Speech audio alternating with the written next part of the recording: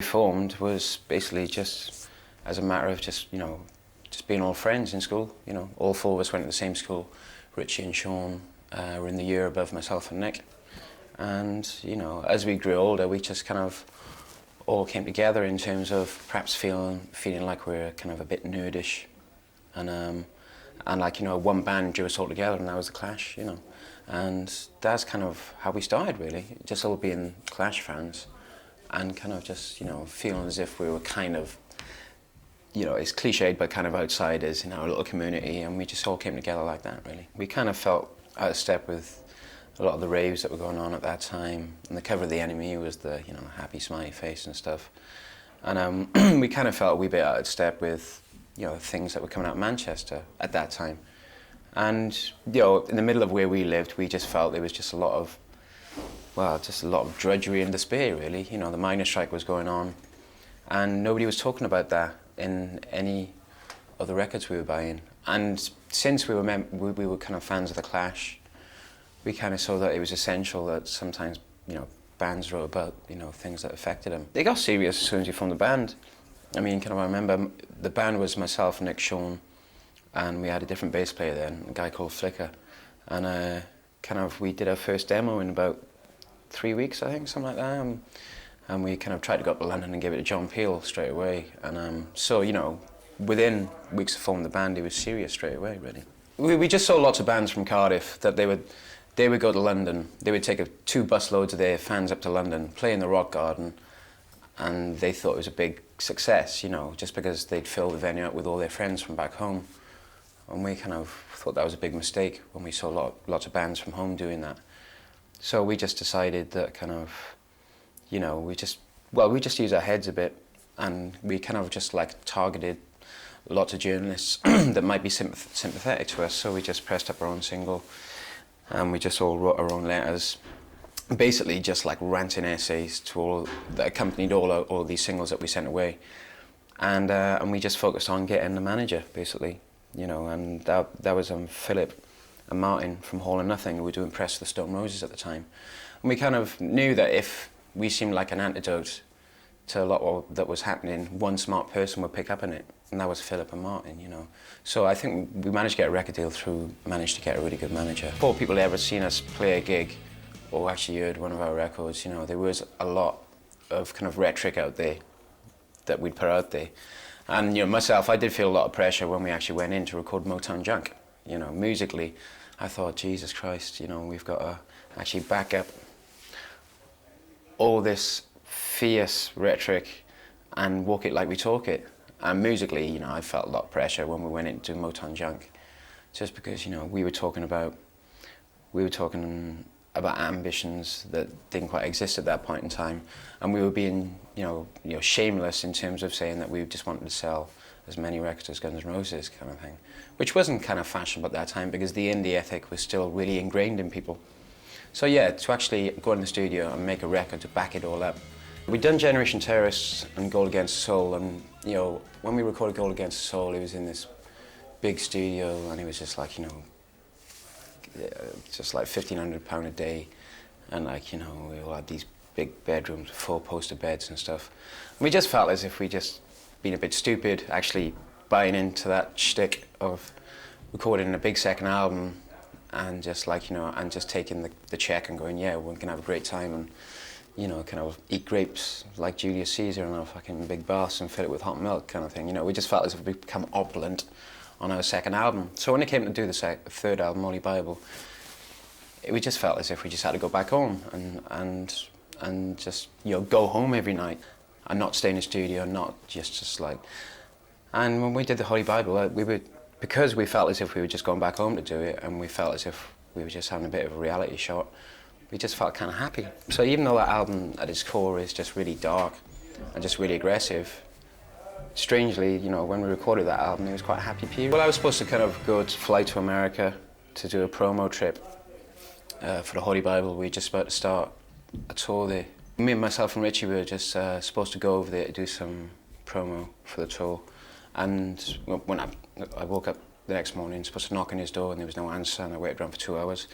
And obviously we just thought he'd done a Joe Strummer runner kind of thing, you know, just for a week or something. So I went over to do the promo, and it became obvious after a couple of days, after no contact, that, you know, that it was a bit more than just a strummer runner.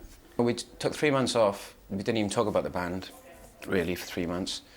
And then another 2 months, we just said, we'll just write some songs and just have some contingencies if we find anything out, you know, and if he comes back, you know, at least it doesn't seem like we've just stood still and done nothing. And then after 5 months, after not even rehearsing at all, you know, we had to make a decision if we were to carry on as a band or not. You know, we did, because we had a couple of songs here that we'd written just to keep ourselves occupied. One of those songs was Designed for Life, you know.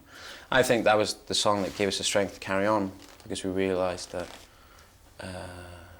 we could still be the same band, but we could be a different version of ourselves, really, that we could have that kind of almost like shift in mood after Richie.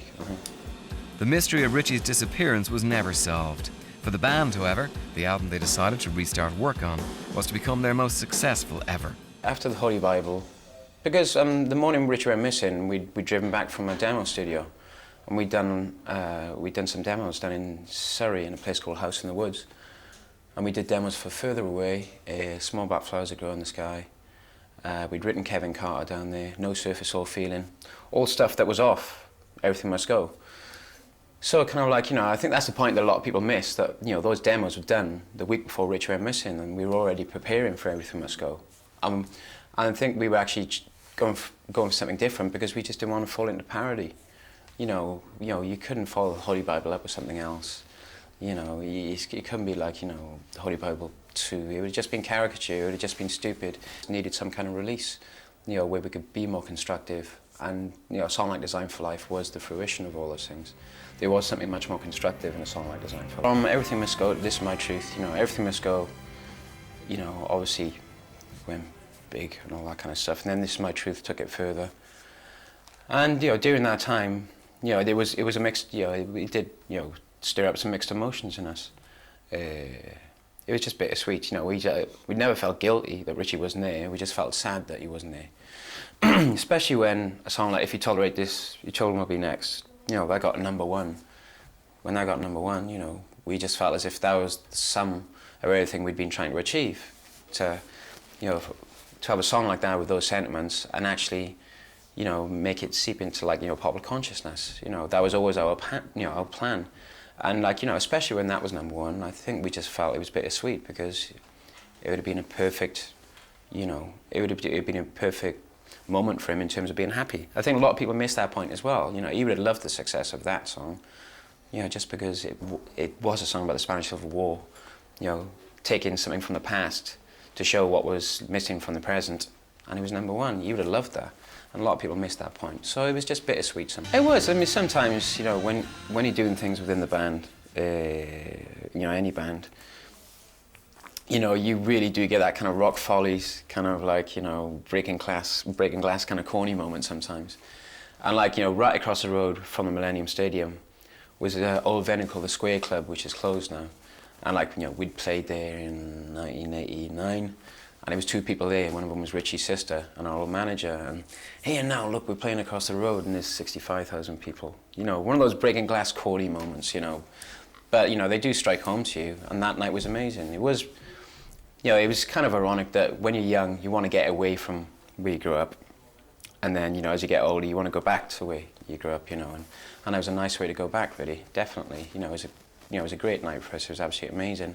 And it was, you know, Richie's parents were there and stuff like that, and lots of families were there. And it doesn't sound very rock and roll, but it was a great night for us, and it did feel as if it was, you know, it did feel like a bit of a crowning glory. Sometimes it's a really, really simple equation for the way bands, you know, the next album is different, and the only way I can explain it is just like, it's like being on a diet, you know.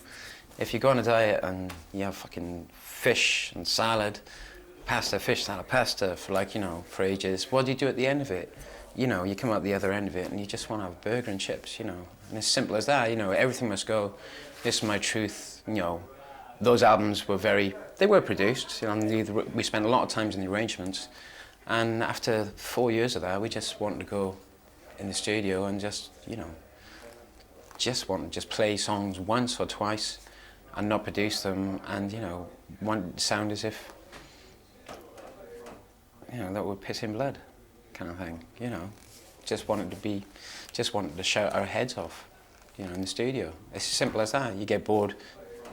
You know, I'm damning myself now because I'm saying this is my truth. Is a lot of bands now don't get past their second album, you know, and like, you know, so to have to troll through 6 albums, and you know, and pick the singles that are going to go on the greatest hits was kind of strange, because there were a lot of songs which I thought was shit. You know, the song like "Love's with Exile" is just, it's just irredeemable. So like, you know, that got left off very easily. But then there are other songs like "Everlasting" or like "Suicide is Painless," which I know a lot of people love. You know, they do love them, and I can see why people like the "Everlasting."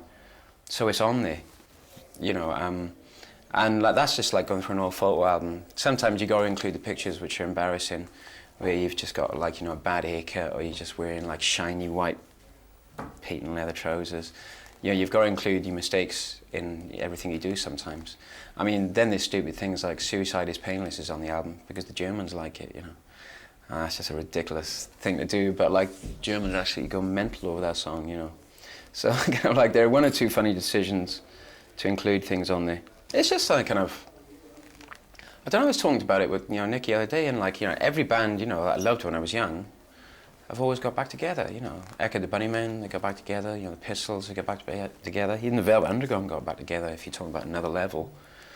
I just don't see the point in splitting up when kind of like, you know, these bands always get back together. I think the only thing that will change is that kind of, you know, when you're younger, when you finish touring one album and you finish the next, you have 2 days off, and then you start thinking about doing the next record. You know, you always kind of subconsciously live into a deadline. And you don't need to do that anymore.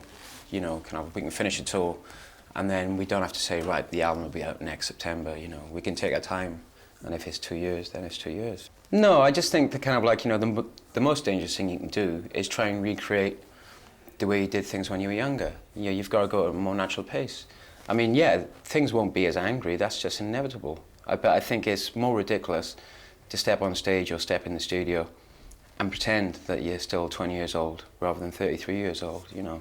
I think that's the most dangerous thing you can do. You got to realise that, you know, things change, and you know, we couldn't have written a song like "If You Tolerate This, Your Children Will Be Next" when we were 20. You know, it wouldn't have sounded like that, and you know, it wouldn't have got its point across.